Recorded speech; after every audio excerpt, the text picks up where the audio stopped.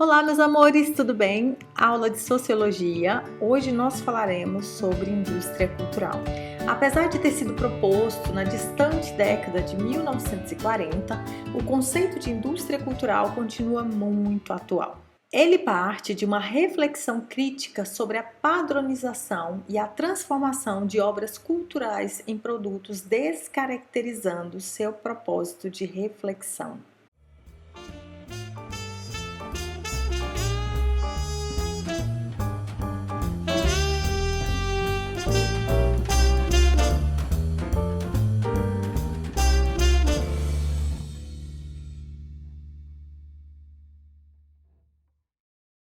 O conceito desenvolvido por Adorno e Horkheimer se refere à ideia de produção em massa, comum nas fábricas e indústrias, que passou a ser adaptada à produção artística. É uma nova concepção de se fazer arte e cultura utilizando-se técnicas do sistema capitalista. Então, você já deve ter notado que a indústria cultural vai afetar profundamente o mundo das artes. Dessa maneira, músicas, filmes, espetáculos e outras obras são desenvolvidos sob a lógica de produção em massa. Há um pensamento dominante que passa a influenciar o modo como os artistas produzem e como os telespectadores consomem a cultura. Nesse conceito, um quadro ou uma música são reproduzidos de forma padronizada, mesmo que possuam cores e estilos diferentes.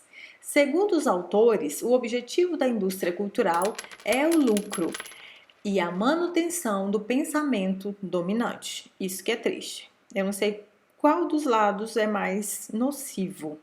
Assim, a cultura passa a ser uma massa de manobra da população que precisa ser mantida presa na ideologia dominante. Lembra da nossa aulinha sobre a ideologia no cotidiano? Então, junta aquele conhecimento com esse aqui que você vai ficar fera nesse assunto.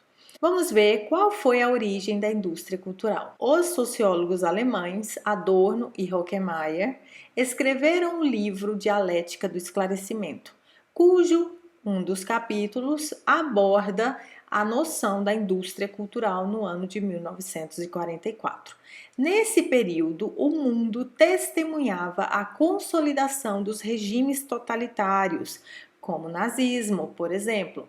Os próprios estudiosos precisaram se refugiar em outros países. Inclusive aqui no Brasil nós tivemos a nossa época ditatorial, em que muitos artistas, muitas pessoas tiveram que se refugiar em outros países. Todo esse cenário político influenciou os intelectuais a refletir como a cultura também pode ser utilizada para legitimar determinados interesses. Os autores acreditam que a indústria cultural trata as pessoas como simples consumidores. Há críticos que não possuem senso de crítica nenhum e que são definidos a partir dos produtos consumidos, incluindo a produção artística. Nesse sentido, a indústria cultural define os produtos culturais, a sua quantidade, o tipo a ser consumido. Ela se encontra a serviço das classes dominantes, por isso ela é gerenciada de acordo com as suas necessidades e interesses. É promovido um padrão no qual as manifestações culturais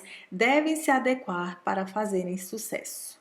Mas quais são as características da indústria cultural? Nesse cenário, a indústria cultural passa a ser um mecanismo de controle dos indivíduos. A sua imposição acontece de cima para baixo e tem como objetivo padronizar, homogeneizar e fortalecer os valores capitalistas do consumo perante as grandes massas.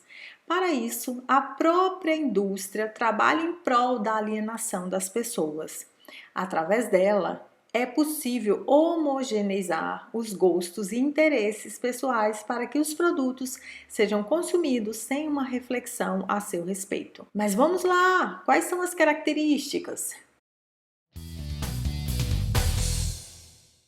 O lucro e a sua finalidade, padronização dos gostos e interesses dos consumidores, massificação dos produtos, produtos fáceis de serem consumidos, homogeneização dos produtos, tais como filmes, músicas, novelas, peças, etc. São semelhantes e, por isso, acabam fazendo sucesso. A Escola de Frankfurt foi um espaço de debate criado por cientistas sociais que buscavam debater diferentes questões da sociedade.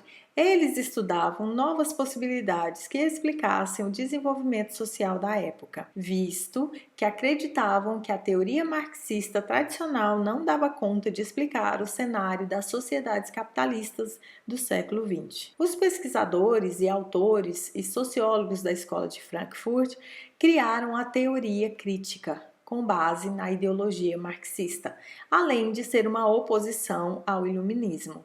A teoria crítica revelava o direcionamento das críticas da Escola de Frankfurt a uma ordem política e econômica do mundo. Apesar do conceito ter sido desenvolvido no século passado, ele ainda pode ser aplicado na atualidade. A consolidação da indústria cultural no Brasil aconteceu de forma tardia, como tudo que acontece no Brasil é de forma tardia comparado aos outros países. Durante a década de 1970, vários pesquisadores passaram a se interessar pelo tema e a estudar os seus desdobramentos no país. Aqui, a televisão e a sua influência na sociedade brasileira estiveram presentes em diversos estudos, inclusive estudos empíricos, ou seja, na prática. Trazendo para uma realidade mais recente, pode-se falar da internet e das redes sociais como novos sujeitos de comunicação na atualidade. O fenômeno das fake news, notícias falsas, é um bom exemplo de como a comunicação, a depender do modo como seja utilizada, pode ser muito prejudicial à sociedade. Pura verdade. Outro fator interessante é notar as características da produção artística em massa na cultura brasileira. Na música, por exemplo, é possível notar o surgimento de novos cantores com trabalhos que apresentam batidas e melodias semelhantes. Então é isso. Espero que você tenha entendido. Ficamos por aqui. Fiquem bem, se cuidem.